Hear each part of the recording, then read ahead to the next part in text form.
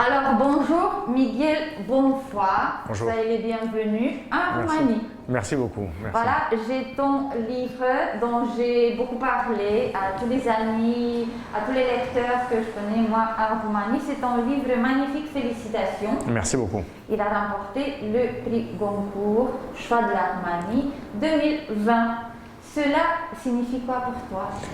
C'est un très beau prix parce que c'est un prix qui est démocratique, qui est donné par des étudiants et par des étudiantes des différentes universités roumaines qui, ensemble, dans une grande conjonction astrale, intellectuelle, intertextuelle, métatextuelle, ont fini par choisir ce livre parmi tant d'autres livres qui étaient magnifiques, qui étaient puissants, qui étaient beaux, qui étaient profonds. Et ça a été étonnant pour moi de recevoir ce prix. Donc vraiment, je me sens profondément honoré, fier et j'ai une gratitude infinie envers ces étudiants. En plus, maintenant, en 2021, tu as été le président d'honneur du prix Goncourt, Choix de la Roumanie. Et voilà, pour la première fois, le prix de Roumanie coïncide avec le prix de France. Nous parlons de prix Goncourt 2021. De ton ami écrivain, en fait, une de ton ami, donc Mohamed Mougar Sarr. Absolument. La plus secrète mémoire des hommes, un livre fascinant. Absolument. Mohamed a écrit un livre fascinant, immense, labyrinthique, dantesque. Il a fait vraiment une sorte de tour de Babel et dans un livre qui est à la fois inspirant, inspiré, fait de révolution, de déconstruction, et avec un système d'architecture complètement fou, à la fois bolognesque et aussi borgésien. Donc je suis très heureux de savoir que le grand Mohamed a eu ce prix et il l'a eu à l'aube de son travail. Et surtout, c'est le bonheur de savoir à quel point de grands livres sont encore à venir pour lui. Bon, on va parler de ton livre et un peu de ta vie parce que tu as une vie fascinante et bon, cela t'a beaucoup inspiré pour tes livres. On va parler de ton roman Héritage, traduit en roumain par Hereditate. Et je voudrais commencer par quelque chose que tu l'as dit, c'est une citation de toi.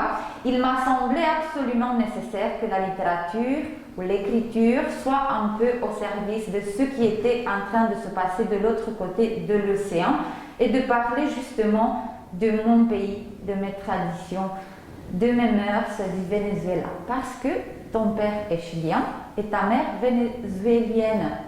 Exactement. Oui, et pourtant tu écris en français. Absolument. Et ma mère vénézuélienne, mon père chilien, deux latino-américains qui se sont rencontrés à Paris, en France. Il y a d'ailleurs cette anecdote qu'ils se sont rencontrés lors d'un match de football qui était organisé par des ex-torturés, des réfugiés politiques de différentes dictatures latino-américaines. Et tout ça se passait au bois de Boulogne. Ma mère était dans les gradins et du coup a rencontré mon père alors que lui était le capitaine de l'équipe du Chili. Et l'histoire a été une sorte de mythologie familiale qui est toujours restée dans mon cœur, si bien qu'il y a à peu près 5 ans, j'ai reçu un mail d'une femme appelée Agnès Peña qui m'envoie une vidéo en me disant « Je vois ton père et ta mère lors d'un match de foot, une vidéo que j'avais filmée il y a bien des années et peut-être que ça te dira quelque chose. » Alors, bien que tu ne le crois pas, il se trouve que moi j'ai chez moi la vidéo du jour de la rencontre de mes parents. Au début de la vidéo, ils ne se connaissent pas. À la fin de la vidéo, ils se connaissent. Toute ma vie, j'ai entendu l'histoire de ce match de foot. Je me suis imaginé 1000 choses. Comment était la lumière, comment ils étaient habillés, quels étaient les regards. Et j'ai la preuve matérielle aujourd'hui, par un hasard de l'histoire, de comment ils se sont rencontrés. Et en voyant cette vidéo, je me suis dit, non seulement c'est étonnant à un niveau personnel, mais il y a également là une matière romanesque, fictive, sur laquelle je pourrais peut-être dresser, fonder, placer quelques-uns de mes livres. C'est la raison pour laquelle, dans Héritage, ça finit avec Hilariola qui arrive et qui rencontre Venezuela lors d'un match de football. Et un autre de mes livres à venir sera, du côté maternel, l'histoire de Venezuela, qui, lors d'un match de football, rencontre un réfugié politique de la dictature de Pinochet, appelé Hilariola. Et ça me permettra d'avoir deux fleuves qui arrivent à la même embouchure.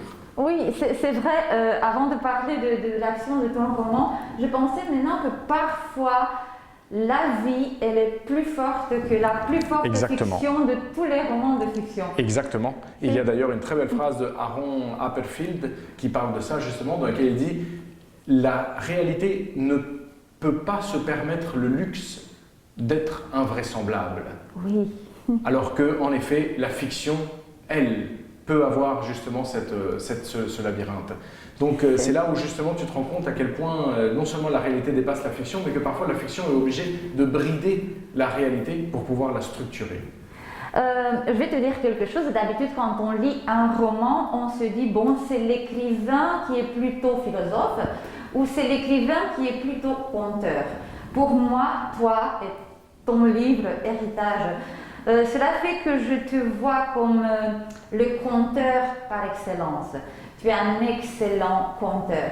Tu racontes pendant 200 pages, presque, toute l'histoire, la saga familiale d'une famille issue d'un monsieur français à l'origine pendant 100 ans. Et tout ça dans 200 pages. C'est presque impossible. Dis-nous comment est-ce que cette saga a commencé à mettre dans ta tête?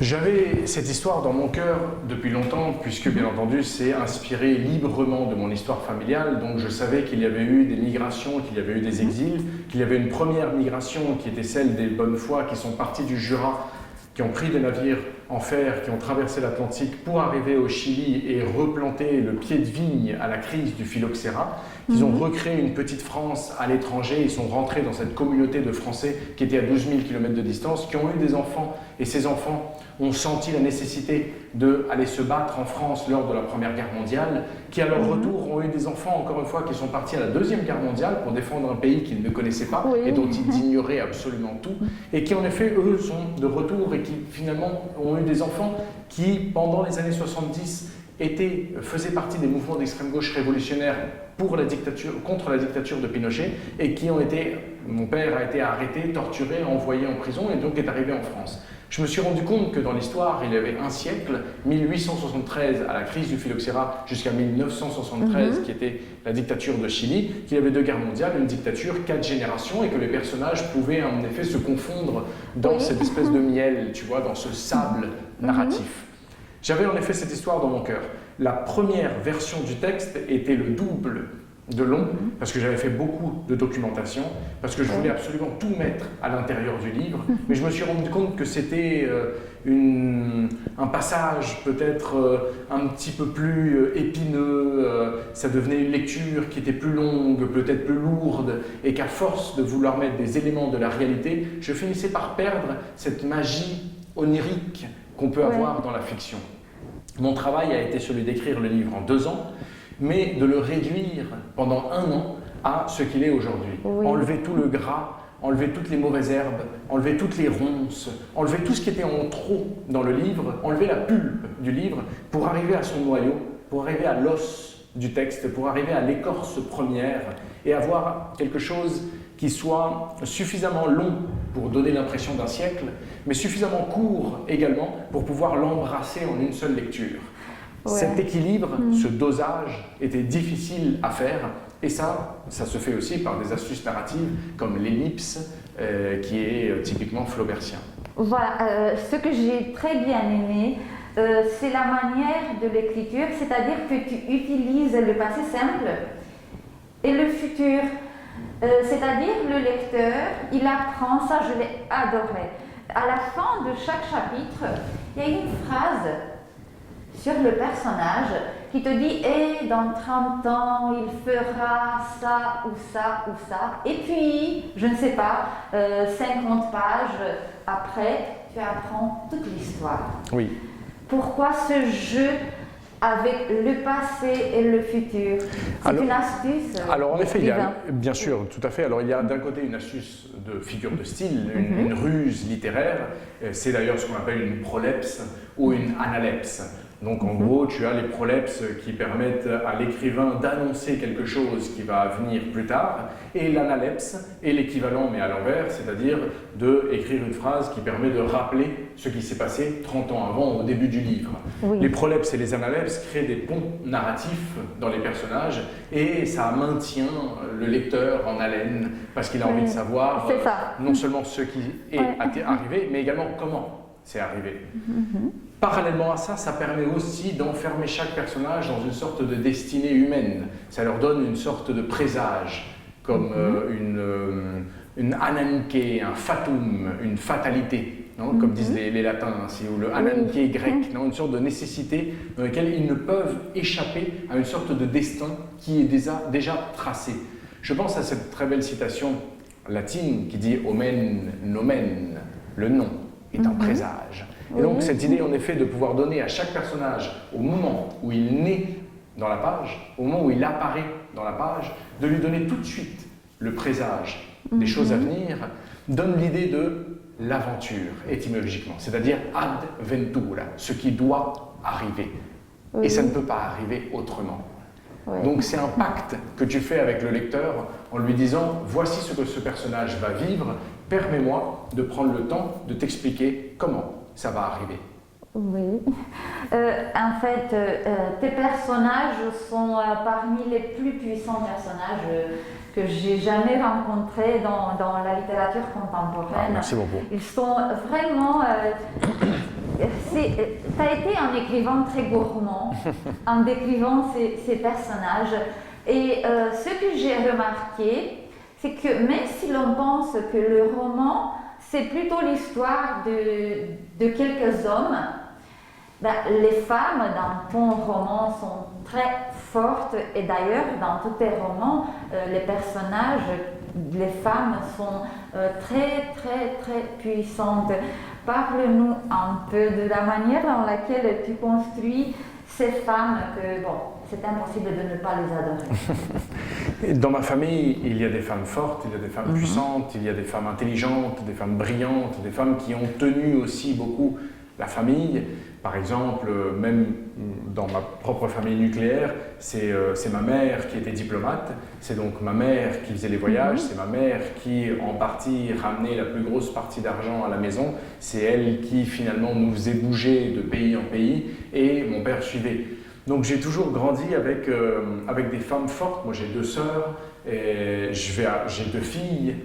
Donc je suis entouré de femmes étonnantes, inspirantes, surprenantes. Thérèse, elle est forte comme personne. Thérèse est un personnage très fort et si tu veux vraiment la petite anecdote, Thérèse donc a vraiment existé. Elle s'appelait Thérèse Morisot et c'était donc mon arrière-arrière-grand-mère.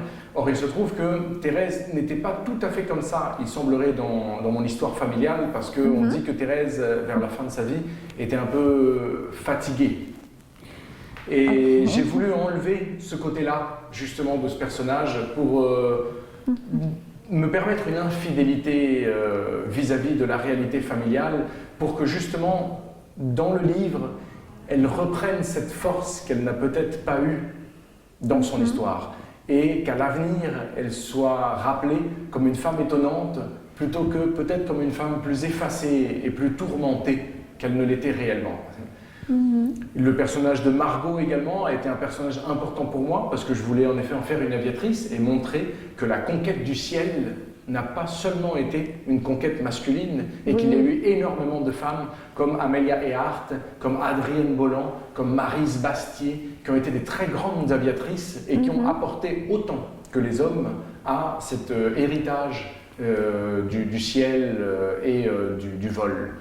Et en effet, je pense également à d'autres livres comme dans Eva Fuego ou le personnage de Venezuela dans Le Voyage d'Octavio, qui sont à chaque fois des femmes en effet qui ne sont pas sexualisées et qui sont là pour apporter des choses fortes au même niveau, au niveau de la passion et de l'ardeur que les personnages masculins.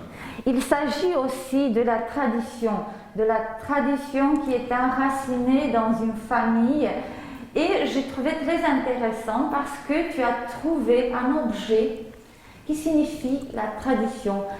C'est, comment on l'appelle La baignoire. La baignoire, voilà. Elle est fascinante parce que chaque personnage de ton roman a une expérience avec le baignoire, une histoire d'amour ou un moment de détresse ou une décision de partir à la guerre. Bien sûr.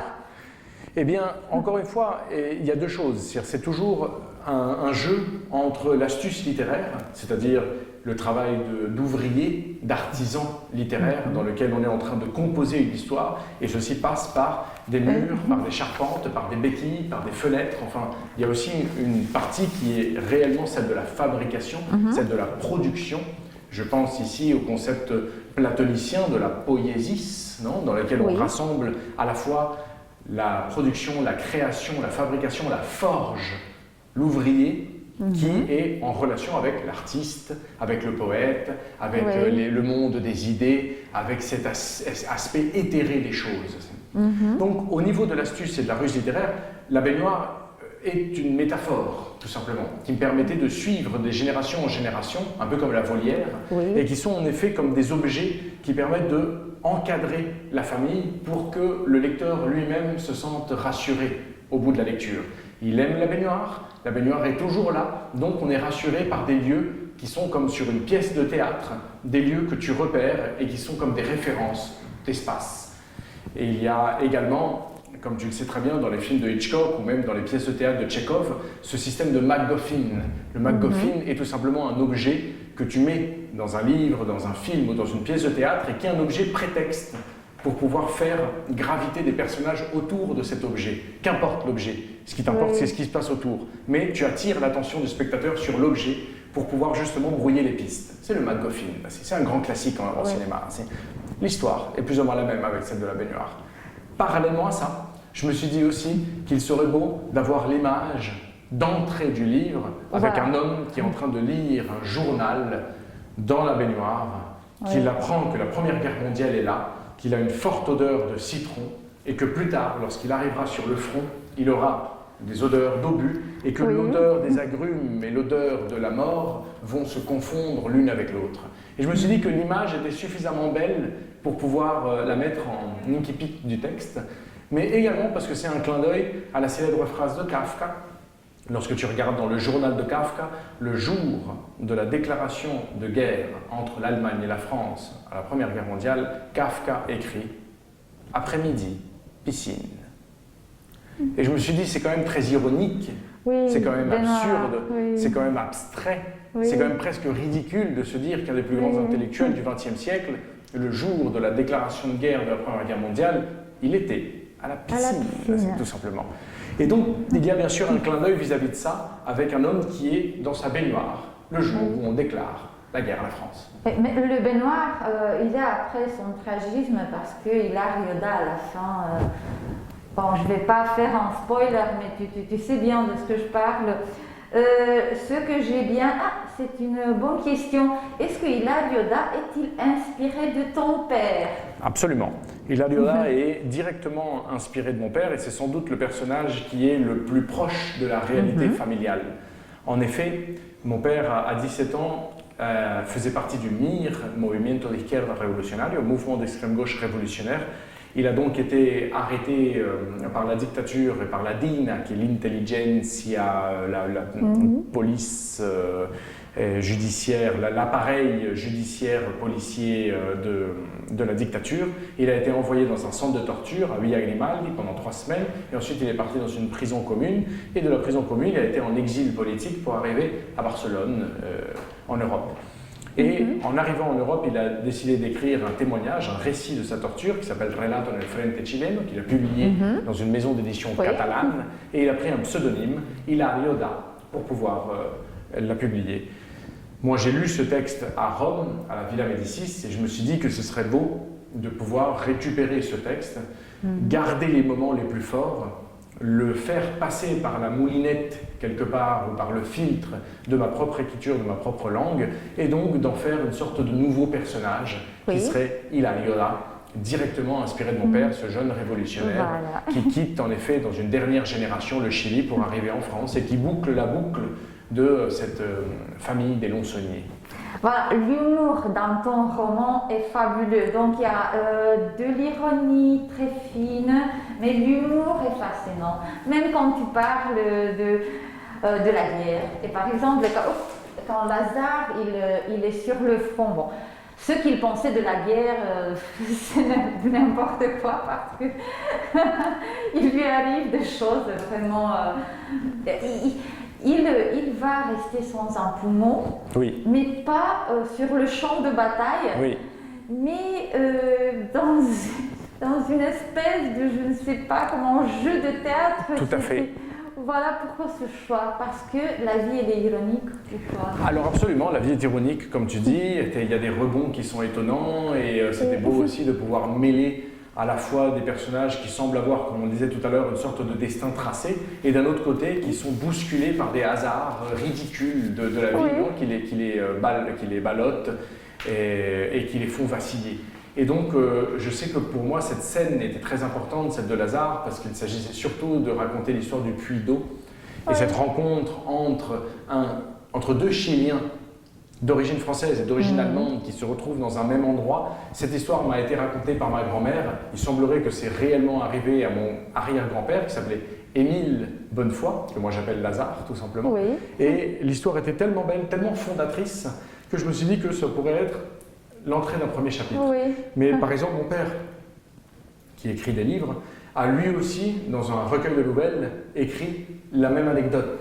Oui, oui. Et mon grand-père, par procuration, c'est-à-dire le deuxième mari de ma grand-mère, qui était un épidémiologue, mais qui également était écrivain, a écrit un recueil de nouvelles, et il écrit aussi cette histoire. Ouais. Donc en fait, on est trois à avoir écrit exactement la même histoire, chacun plus ou moins à sa façon, et qui donne une sorte de récit collectif et fondateur de la mythologie familiale. C'est merveilleux ça.